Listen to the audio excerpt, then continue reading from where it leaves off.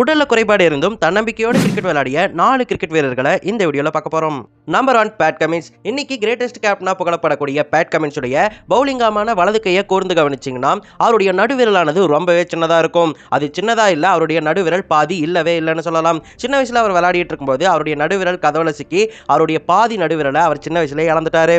அதனால அவருடைய ஆட்காட்டி விரலை விட நடுவிரல் சின்னதாக தான் இருக்கும். அந்த 2 விரலை வச்சுட்டு ஸ்விங் பண்ணுறது ரொம்பவே கஷ்டம். இருந்தாலுமே முட்டி மோதி போராடி ஆஸ்திரேலியா அணியில் இடம் பிடிச்சு அதோட இன்னைக்கு 500 இன்டர்நேஷனல் விக்கெட்டுகளை கைப்பற்றி இருக்காரு Pat Cummins. Number 2 Martin Guptill. ஓடிஐலேயே 2வது ஹையஸ்ட் ஸ்கோரை வச்சிருக்கிறவர் தான் மார்டின் கப்தில். வெஸ்ட் இண்டீஸ்க்கு எதிராக வேர்ல்டு கப்ல 237 ரன்களை அவர் அடிச்சிருந்தாரு.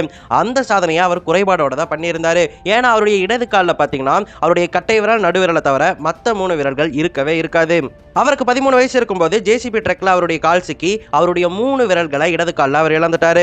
2 விரல்கள் மட்டும்தான் அவருடைய இடது காலில் இருக்குது. அதை வச்சுட்டு அவரால் ஓடவே முடியாதாமா சின்ன வயசுல.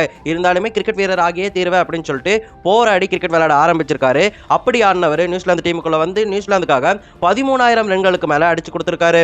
அது மட்டும் இல்லாமல் அந்த காலை வச்சுட்டு ஓடுறதே கஷ்டம். அதுக்கும் மேலே போய் பல டைவிங் கேட்சுகளை பிடிச்சி நியூசிலாந்துக்காக பெஸ்ட் ஃபீல்டராகவும் அவர் திகழ்ந்திருக்காரு அவருடைய கரியர்ல. Number 3 Washington Sundar. தற்போதைய தமிழ்நாட்டின் நம்பர் 1 ஆல்ரவுண்டர்னா அது வாஷிங்டன் சுந்தர் தான். ஆனால் வாஷிங்டன் சுந்தருடைய இடது காதானது வேலை செய்யாது. சின்ன வயசுலேயே அவருக்கு இடது காதில் செவித்திறன் குறைபாடு வந்திருக்கு. அதனால இடது காதால் அவரால் எதையுமே கேட்க முடியாது.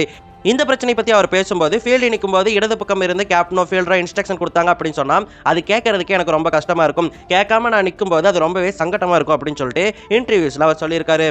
கொஞ்சம் வளர்ந்துட்டு இருக்காரு. இன்னும் நிறைய சான்சஸ் கிடைச்சு இன்னும் பெரிய ஆளா அவர் வரணும் அப்படின்னு சொல்லிட்டு இந்த வீடியோ மூலமா வாழ்த்துக்கள் தெரிவிச்சுக்கலாம்.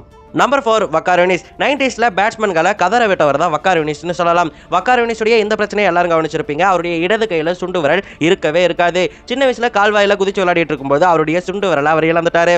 அதனால இடது கையில சுண்டு விரல் இல்லாம தான் அவர் 789 விக்கெட்டுகளை வீழ்த்திருக்காரு. நல்ல வேளையா அவருடைய பவுலிங் ஆமானது அவருடைய ரைட் ஹேண்டா இருந்துச்சு.